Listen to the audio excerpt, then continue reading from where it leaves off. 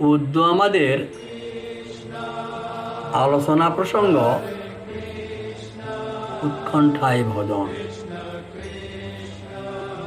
কৃষ্ণ প্রেমের আকর্ষণীয় শক্তি এমন একটি জিনিস যে যদি কেউ কৃষ্ণ ভজনের জন্য বৈরাগ্যের আকর্ষণীয় শক্তি হৃদয় মনকে মথিত করিয়া দেয়।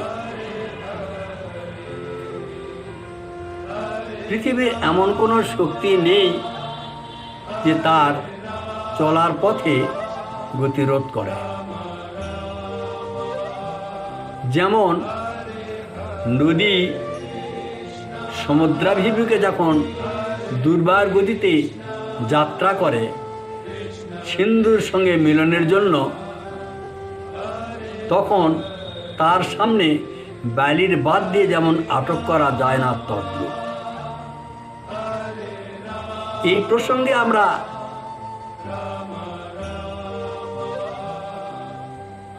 ধ্রুব মহারাজের চরিত্র থেকে জানব।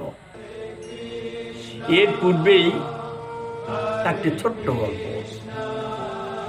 এক গুরুদেব গোস্বামী ব্রাহ্মণ বৃন্দাবনে যাওয়ার জন্য বিকুল। কেন বৃন্দাবনে কেন যাবে? শাস্ত্রে উল্লেখ আছে সাধু সঙ্গ, নাম সংকীর্তন, ভাগবত শ্রবণ, মথুরা মণ্ডলে বাস, শ্রদ্ধায় বিগ্রহ সেবন, সকল সাধনের শ্রেষ্ঠ এই পঞ্চ অঙ্গ কৃষ্ণ প্রেম, এই পাঁচের অল্প সঙ্গ। মথুরা মণ্ডলের বাস মানে বৃন্দাবনে বাস। বৃন্দাবন ধামটি চিন্ময় স্থান। এখানে ভগবানের জন্ম ও লীলাভূমি। এই লীলাভূমিতে, এই বৃন্দাবনে আজীবন বাস করাটা হলো উত্তম। তথাপি একটি রাত্রির জন্য বা একটা দিনের জন্য বসবাস করতে পারলেও লাভ। এই মর্মে সেই গুরুদেবটি বৃন্দাবনের যাওয়ার জন্য উৎসাহিত। তবে একা একটা সঙ্গী হলে ভালো হয়, এই মর্মে তিনি সঙ্গী খুঁজতেছিলেন। খুঁজতে খুঁজতে ওনারই এক শিষ্য মিলে গেল, নাম গদাই। একটু আলাপ হলা। গদাইকে জিজ্ঞেস করে, গদাই বৃন্দাবনে যাবি রে? কেন গুরুদেব? আরে বৃন্দাবনে গেলে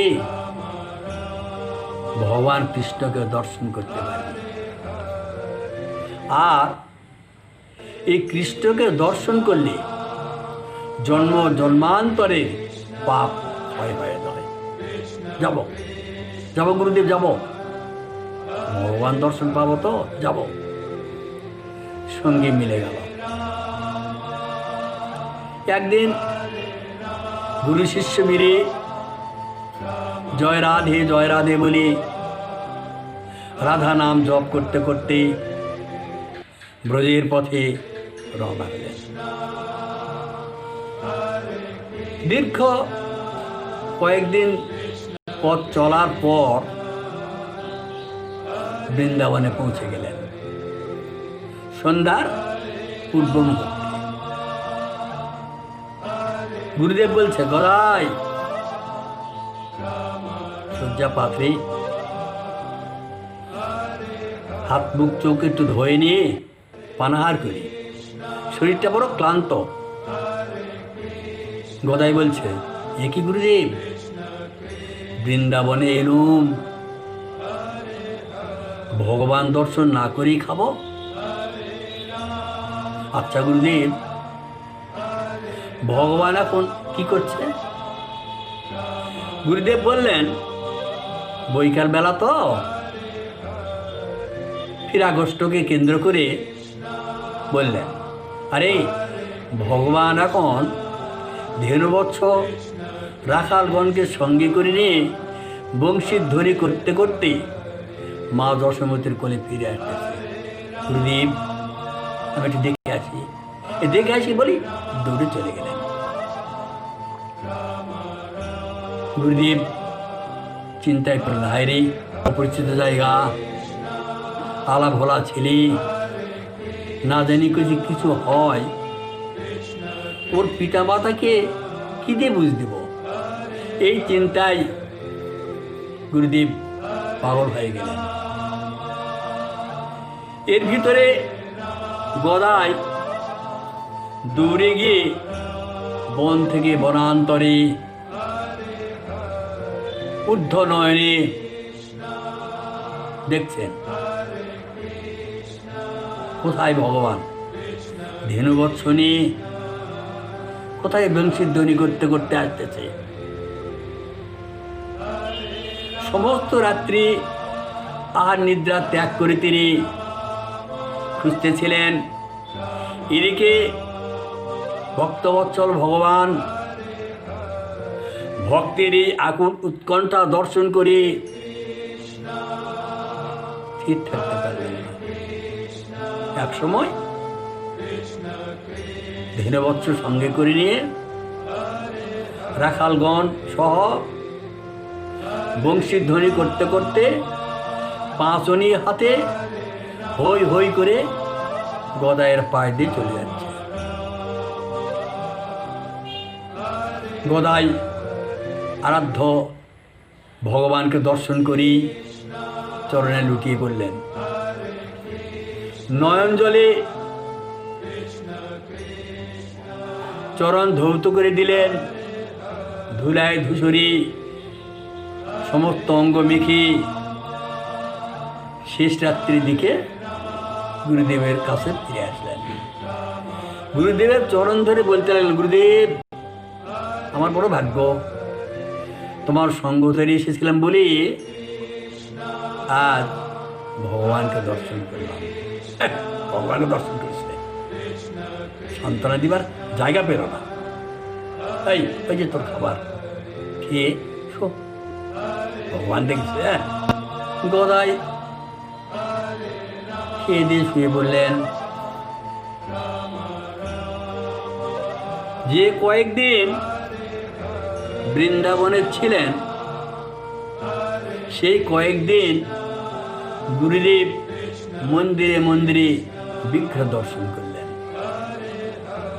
আর গদাই ভগবান শ্রীকৃষ্ণ শ্রীমতী রাধারানীকে দর্শন করেছিলেন।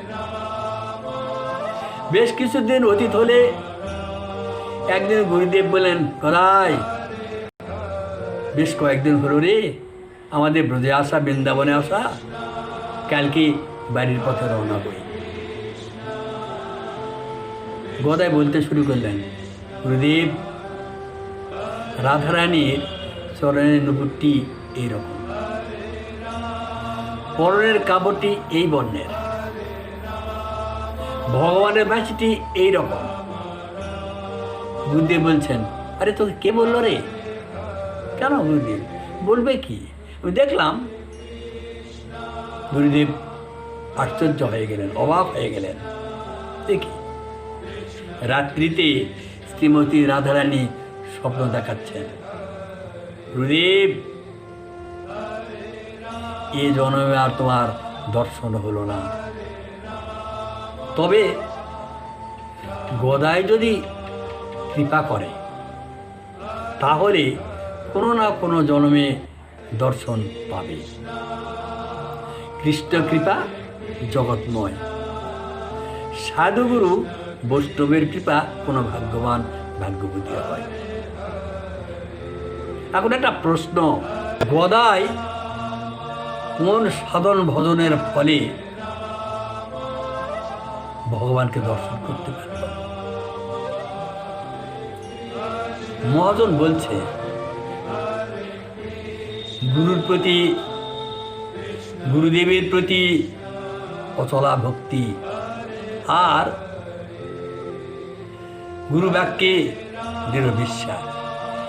এই অচলা ভক্তি আর দৃঢ় বিশ্বাসের পরিপ্রেক্ষিতেই গদাই ভগবানকে দর্শন করেছিলেন। এরকম গুরুদেবের প্রতি অচলা ভক্তি আর বাক্যে দৃঢ় বিশ্বাসের পরিপ্রেক্ষিতেই ভগবান রামচন্দ্রের চরণ দর্শন করতে পেরেছিলেন শবরী। শবরী চণ্ডালের মেয়ে, চন্দ্রানিনী। পঞ্চবটির বনে গুরুদেবের সান্নিধ্যে থাকেন। গুরুদেব রাম মন্ত্রে দীক্ষা দিয়েছিলেন। একদিন গুরুদেব শবরীকে বলছে, শবরী, আমার অন্তরের একটা বাসনা ছিল যে ভগবান রামচন্দ্রের চরণ দর্শন করবে, হলো না, আমার ভাগ্যেও হলো না, কারণ আমার পরপারের ডাক এসেছে, আমি চলে যাব। তোকে আশীর্বাদ করছি, তুই এখানেই থাকবি, তুই রামচন্দ্রের চরণ দর্শন করতে পারবি। এই বলে কয়েকদিন পর গুরুদেব দেহত্যাগ করলেন। গুরুদেবের দেহত্যাগের পর সবরীর মনে বিশেষ একটা দুঃখ জন্মিল বটে, কিন্তু গুরু বাক্যে অচলা বিশ্বাস থাকার পরিপ্রেক্ষিতেই তিনি আশ্রমে একটা ঝুপড়ি বানিয়ে সেখানে বসবাস করতে লাগলেন। প্রতিদিন বনপথের যে রাস্তাটি, সেই রাস্তাতে ফুলের বিছানা করে সেজে রাখতেন। কেন? ভগবান রামচন্দ্রের কোমল চরণে যেন আঘাত না লাগে। আর কি করতেন? সেবার জন্য ফল সংগ্রহ করত। যেসব ফল মিষ্ট, চেকে চেকে সেই ফলগুলো রাখতেন। এইভাবে শবরী বাল্যকাল হতে আর বার্ধক্যের পথে ষষ্ঠীর ভরে চলেন। তথাপি তার ভজন কর্ম প্রতিদিনের রাস্তায় ফুল সাজানো আর ফল সংগ্রহ করা অব্যাহত। একদিন ভগবান রামচন্দ্র অনুজ লক্ষণকে সঙ্গে নিয়ে ওই পঞ্চবটির বনে আসলেন। উচ্চস্বরে শবরীকে ডাকলেন, শবরী, শবরী, শবরী, শবরী। শবরী মন্দির থেকে শুনতে পেল, এ কি, আমাকে তো কোনোদিন কেউ নাম করে ডাকে না, আজকে কি এমন করে মধুর সুরে আমাকে ডাকলেন।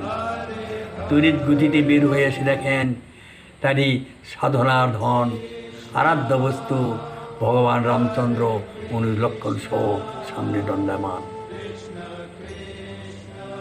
ছিন্নমূল বৃক্ষের মতন চরণে লুটিয়ে পড়লেন, চরণ ধৌত করে দিলেন নয়ন জলে, পত্রাসন করে বসতে দিলেন। পত্রের উপরেই সেই সংগৃহীত ফলগুলি এনে সেবা দিতে লাগলেন। বলতে লাগলেন, প্রভু, প্রভু, এইসব সুবেষ্ট ফল আমি চেকে চেকে রেখেছি।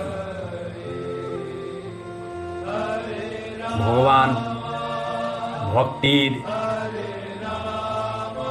ভক্তি মাখানো দ্রব্য সাদরে গ্রহণ করেছিলেন। সংকল্প যেখানে দৃঢ়, নিষ্ঠা যেখানে প্রবল, আনুগত্য যেখানে চরম, সেখানে ভগবানের করুণার বাতাস বইতে বাধ্য। এইভাবে সবই তার সাধনার সফল করেছিলেন। এখন আমরা ধ্রুব মহারাজের চরিত্র সম্পর্কে জানব। উত্তানপাদের দুইটি স্ত্রী, সুনীতি, সুরুচি।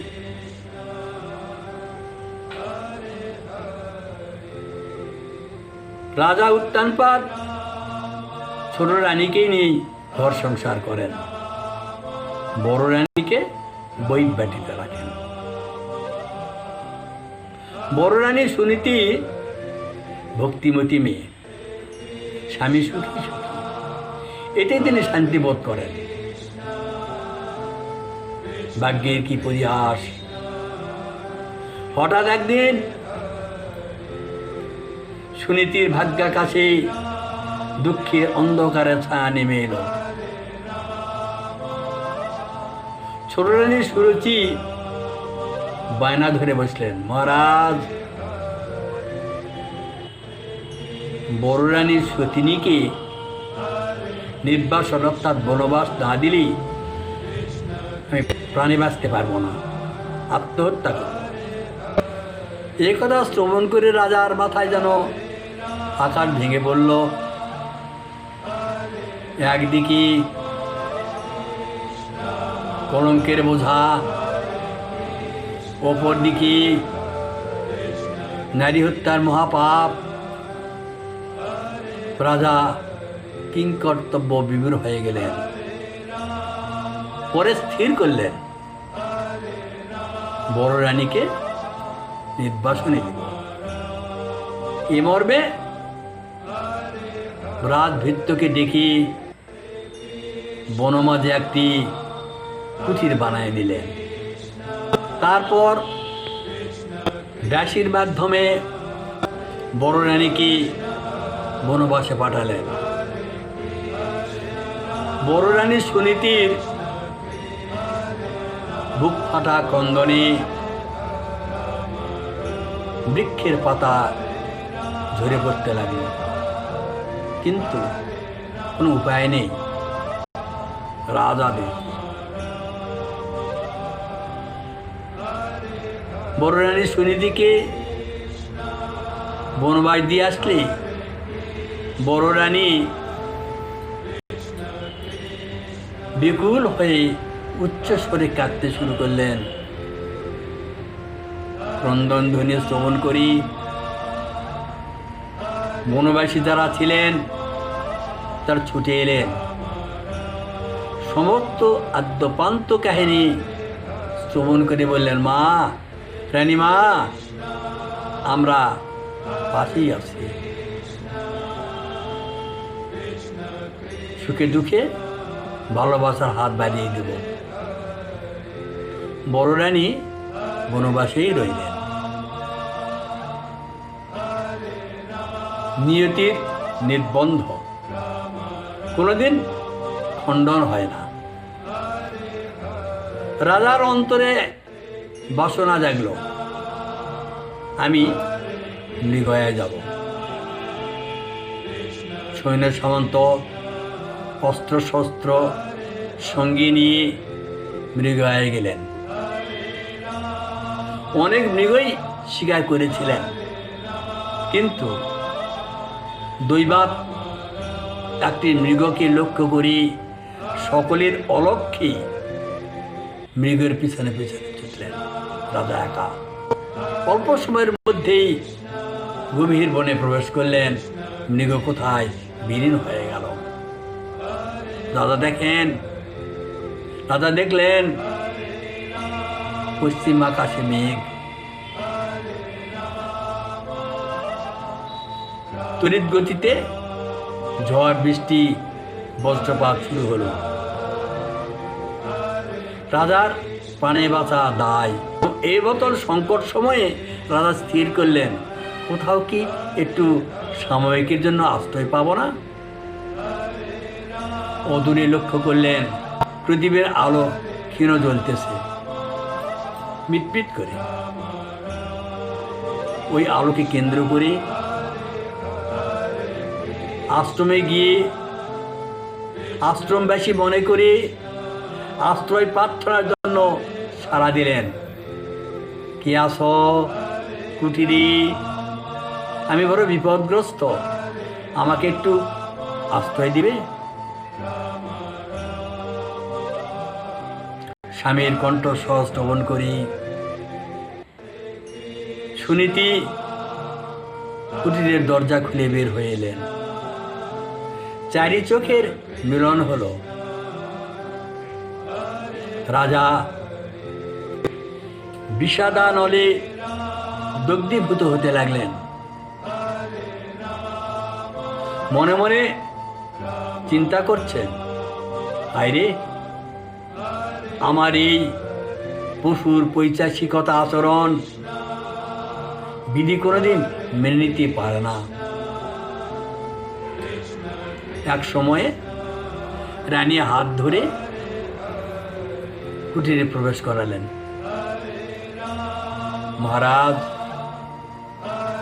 কৃপা করে যখন চরণ দর্শন দিয়েছেন, রাত্রি কুটিরে যাপন করুন। সেই রাত্রিতে স্বামীর সঙ্গ সুখ লাভ করে সুনীতি মা হতে চললেন। 10 মাস 10 দিন পূর্ণ হলে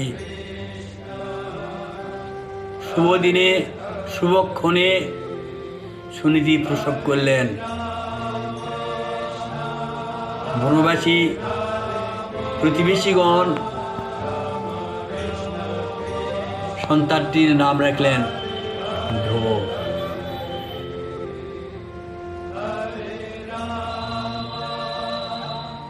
ধ্রুব শশীকলার নেই বড় হতে লাগলেন।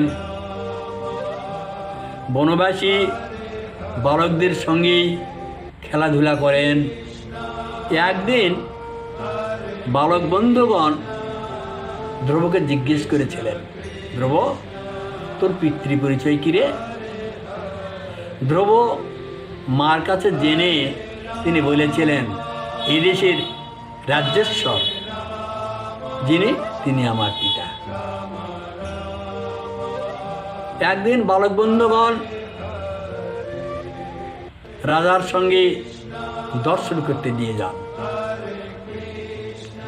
রাজা উত্তানপাদ ধ্রুবকে দর্শন করে ভালোবাসার হাত বাড়িয়ে দিয়ে সাদরে বরণ করার ইচ্ছা প্রকাশ করেছিলেন বটে। ছোট রানীর হুঙ্কারে সরিয়ে গেলেন।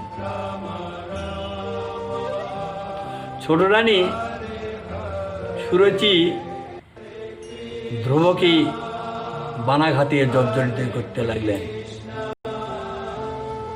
তোর মা কাটিয়েছি, কোনোদিন হরি ভজন করেনি, তুই হরি ভজন করে আমার গর্ভে যেদিন জন্মগ্রহণ করতে পারবি, সেদিন এই সিংহাসনের অধিকার লাভ করতে পারবি। যা। ধ্রুব বিমাতার কর্কশ বাণী শ্রবণ করে হাউ হাউ করে কাঁদতে শুরু করলেন। বালক বন্ধুগণ ধ্রুবকে সঙ্গে করে নিয়ে মা সুনীতির কাছে ফিরে এলেন। সুনীতি কোলে করে নিয়ে ভালোবেসে তাকে সান্ত্বনা দিলেন। একদিন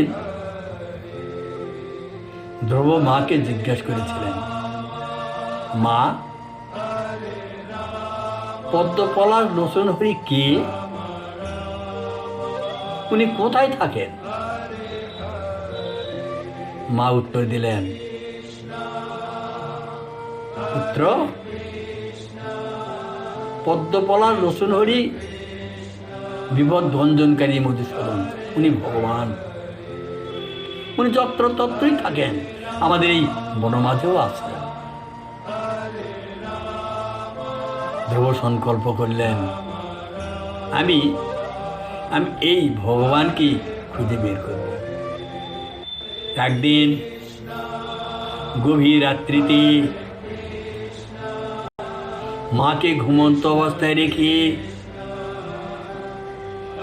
মাকে প্রণাম প্রদক্ষিণ করে চরণধূলি মস্তকে ধারণ করে বললেন, মা আমি হরি সন্ধানে গেলাম,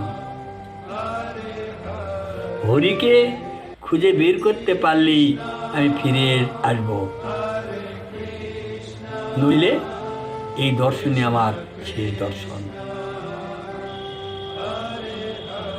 চলে গেলেন ধ্রুব। বন থেকে বনান্তরে অঝর নয়নে কাঁদতে কাঁদতে হরিকে ডাকতেছেন, কোথায় কোথায় আমার পদ্মপলাশ রসুন হরি, দেখা দাও দেখা দাও প্রভু। বাঘ, ভল্লুক, সিংহ, গন্ডার, হস্তির সঙ্গে দর্শন হয়, তাদের জিজ্ঞেস করে, তোমরা কি পদ্মপলাশ রসুন হরি? তারা পাশ কেটে চলে যায়। এদিকে গোলকপতি ভগবান শ্রীকৃষ্ণ কমলার সঙ্গে এক আসনে বসেছিলেন। মাঝে মাঝে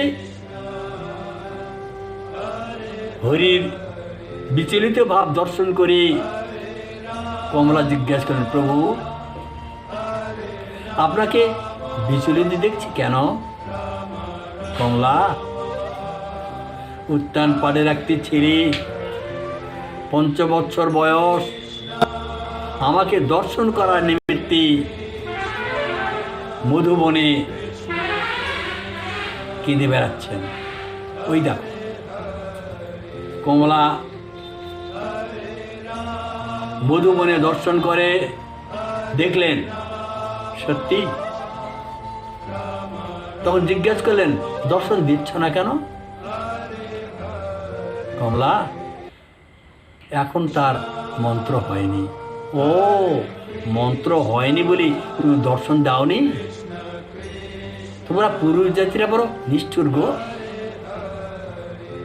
সন্তানকে কেমন করে ভালোবাসতে হয় জানো না? 5 বছরের একটা শিশু তোমায় খুঁজতেছে, তুমি মন্ত্রের জন্য অপেক্ষা করবে? ঠিক আছে, আমি তাকে নিয়ে আসবো। আমি মায়ের জাতি, সন্তানকে ভালোবাসি। এই বলে আনার জন্য উদ্যত হলেই ভগবান কমলাকে ধরলেন, কমলা শান্ত হও।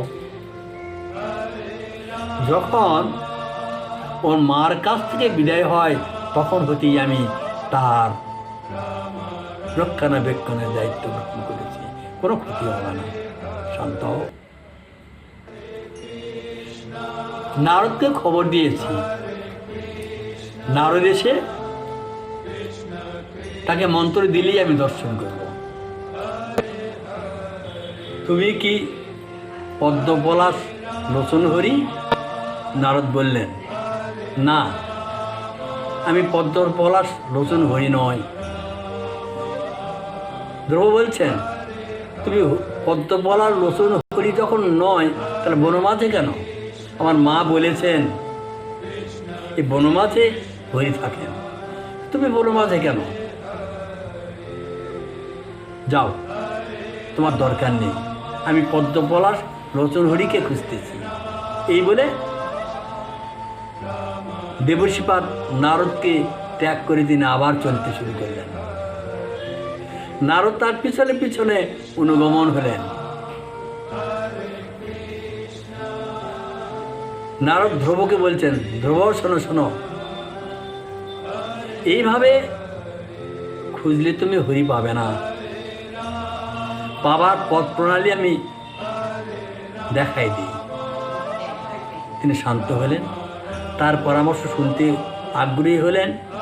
তখন ধ্রুবকে সঙ্গে করে নিয়ে স্নান করালেন। নতুন বস্ত্র পরিধানপূর্বক তিলক রচনা করে দাদার সঙ্গে তিলক দিয়ে দিলেন। দ্বাদশ মন্ত্রে দীক্ষা দিলেন। দীক্ষার জপের প্রণালী হরি রূপ বুঝাই দিলেন। তিনি আসনে বসে মন্ত্র জপ করতে শুরু করলেন। মন্ত্র জপ করতে শুরু করলেই পদ্মপলার নতুন হরি গোলকপতি ভগবান তার সামনে এসে দর্শন দিলেন। ধ্রুবকে ডাকতে লাগলেন, ধ্রুব ধ্রুব। ধ্রুব কোনো কথা উত্তর দেয় না। কেন? উনি হরিকে হৃদয় মন্দিরে দর্শন করতেছিলেন।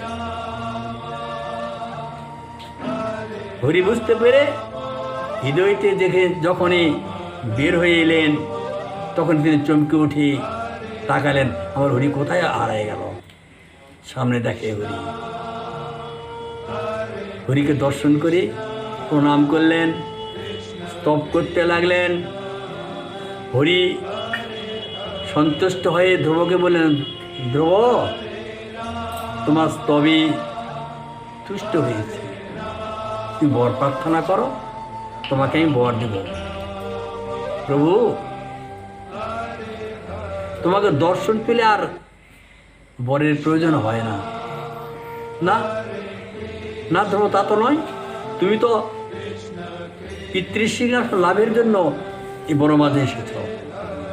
হ্যাঁ প্রভু, কাঁচ খুঁজতে এসে মানিক পেলাম, কাঁচের আর প্রয়োজন নেই। না না ধ্রুব, তোমাকে আমি বর দিব, তুমি গ্রহণ করো। কি চাও? প্রভু, বর দিবে প্রভু? তাহলে এই বর দাও, আমার মাকে যেন চরণ দর্শন দাও। তিনি তথাস্তু বললেন। তদুপরি বললেন, ধ্রুব, যাও, পিতৃরাজ্যে ফিরে যাও, পিতৃ সিংহাসনে বসে 36,000 বছর রাজত্ব করো। 36,000 রাজত্ব করার পর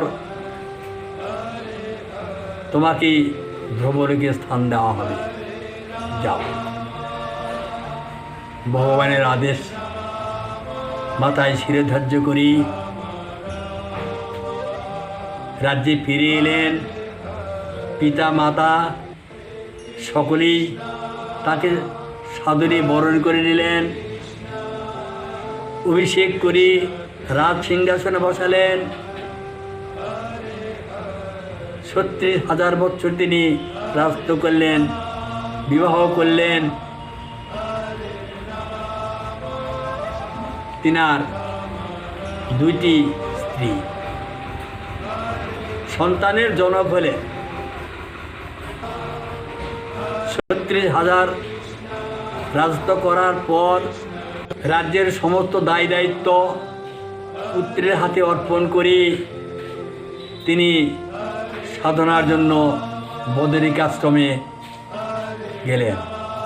সেখানেই হরি সাধনা করতে শুরু করলেন। হরি বিষ্ণু দূতের মাধ্যমে রথ পাঠাই দিলেন। সেই রথে উঠে তিনি মা সহ ধ্রুবলোকে গমন করলেন। এই আমরা ধ্রুব মহারাজের চরিত্র আস্বাদন করলাম। আজকে পাঠের এই পর্যন্ত। গৌরহরির কৃপা হলে আগামীতে আবার সঙ্গ সুখ লাভ করব। সকলের ভজন কুশল কামনা করি আমি আমার ভাগবতীর কথা এখানে বিশ্রাম।